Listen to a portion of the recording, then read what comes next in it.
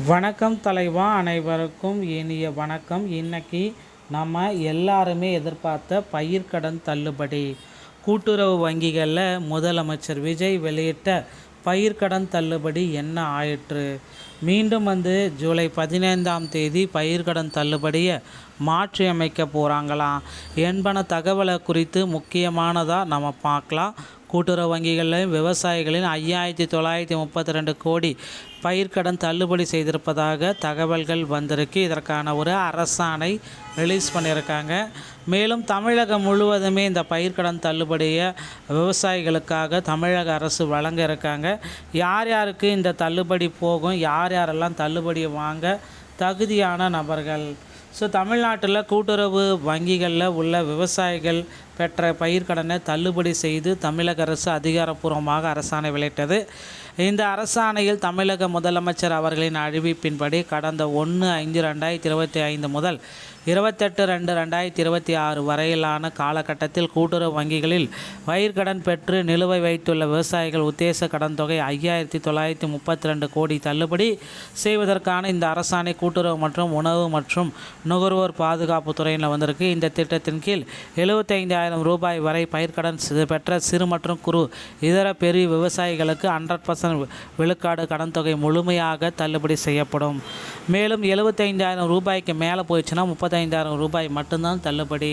இதன் மூலம் கடந்த நிதியாண்டில் பயிர்க்கடன் பெற்ற அனைத்து விவசாயிகளுக்கும் குறைந்தபட்சமாக 35,000 அதிகபட்சமாக 75,000 வரை தள்ளுபடி அப்படின்ற ஒரு அறிவிப்பை வெளியிட்டிருக்காங்க. இதில் இந்த திட்டம் பார்த்திங்கன்னா நிறைய பேர்த்துக்கு சாதகமாக இல்லை. நிறைய பேர் பார்த்திங்கன்னா 85,000 கடன் வாங்கியிருக்காங்க, 95,000 கடன் இருக்காங்க, 1,00,000 2,00,000 3,00,000 4,00,000 அதிகம். இந்த கடன் தள்ளுபடி திட்டத்தின் மூலம் ஒட்டுமொத்தமாக தமிழ்நாட்டை சேர்ந்த 14.43 லட்சம் விவசாயிகள் பயனடைவார்கள். இதில் 2.5 ஏக்கர் நிலம் வைத்துள்ள 8,33,731 குறு விவசாயிகளுக்கும் 3,599 கோடியும், 5 ஏக்கர் வரை நிலம் வைத்துள்ள 5,16,153 சிறு விவசாயிகளுக்கும் 1995 கோடியும், 5 ஏக்கருக்கு மேல் நிலம் வைத்திருக்க 93,548 இதர பெரு விவசாயிகளுக்கு 337 கோடியும் உத்தேசமாக தள்ளுபடி செய்ய உத்தரவு வச்சிருக்காங்க. இப்பயிர்க்கடன் தள்ளுபடி திட்ட முறைகேடுகளை பல்வேறு நிபந்தனைகளை அரசு விதித்துள்ளது. மத்திய மற்றும் மாநில பணியாளர்கள், ஓய்வூதியர்கள் பெற்ற பயிர்க்கடன்களுக்கு இந்த தள்ளுபடி வழங்கப்பட மாட்டாது அப்படின்றதையும் குறிப்பாக சொல்கிறாங்க. கூட்டுறவு நிறுவனங்களில் பணிபுரியும் அலுவலர்கள், அவர்தம் பணியாளர்கள், கூட்டுறவு சங்க நிர்வாக குழு உறுப்பினர்கள் அவர்கள் பெற்ற கடனுக்கு விலக்கு அளிக்கப்பட மாட்டாது. ஆதார் மற்றும் குடும்ப அட்டை, ரேஷன் அட்டை அடிப்படையில் ஒரே விவசாயி ஒரே குடும்பத்தில் ஒன்றுக்கு மேற்பட்ட பயிர்க்கடன்கள் பெற்றிருந்தால் வாய்மொழியாகவோ அல்லது எழுத்துப்பூர்வமாகவும் நிலத்தை குத்தகைக்கு எடுத்து விவசாயம் செய்யும் குத்தகை விவசாயிகளுக்கும் பயிரிடும் பரப்பின் அடிப்படையில் இந்த தள்ளுபடி பொருந்தும். ஆனால் நில உரிமையாளருக்கு இது பொருந்தாது.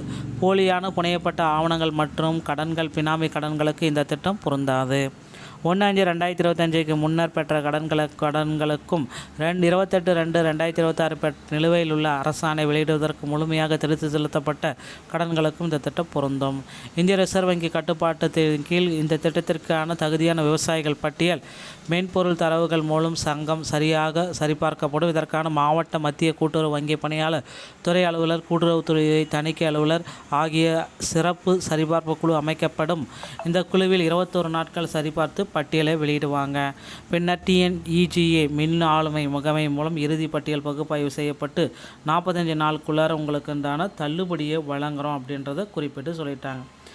இந்திய ரிசர்வ் வங்கியோடைய வழிகாட்டின் அடிப்படையில் தான் இந்த தள்ளுபடி அப்படின்றது உங்களுக்கு கிடைக்கும் அப்படின்னு சொல்லிட்டாங்க.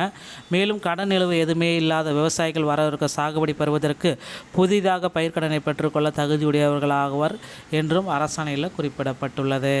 நண்பர்களே, விரைவில் பயிர்க்கடன் தள்ளுபடி மாற்றமைக்க போகிறாங்க. 75,000 4 லட்சம் அதிகம். இதற்குண்டான அப்டேட்டு இன்னும் ஒரு சில தினங்களில் நம்ம எதிர்பார்க்கலாம். இந்த தகவல்கள் நீங்கள் உடனுக்குடன் பெற நீங்கள் நம்முடைய சேனலோடு இணைந்திருங்கள். மீண்டும் ஒரு நல்ல தகவலுடன் நான் உங்களை சந்திக்கிறேன். நன்றி, வணக்கம்.